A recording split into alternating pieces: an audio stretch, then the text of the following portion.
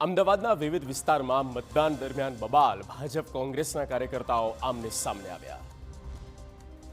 રાજ્યમાં ઘણા વિસ્તારોમાંથી બોગસ મતદાનની બૂમો ઉઠી, જેમાં અમદાવાદ પણ બાકાત ન રહ્યું. અમદાવાદના ખોખરા વોર્ડની 7th ડે સ્કૂલમાં આવેલા મતદાન મથકે સાંજના સમયે બોગસ મતદાનના આક્ષેપ સાથે અત્યંત ભારે હોબાળો મચી ગયો.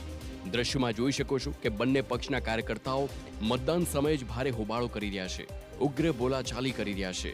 અહીં કોંગ્રેસ કાર્યકર્તાઓનો આક્ષેપ છે કે બોગસ મતદાન થઈ રહ્યું છે.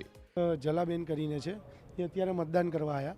મતદાન કરવા એટલે એમણે જોયું તો એમનું ઓલરેડી મતદાન થઈ ગયું છે.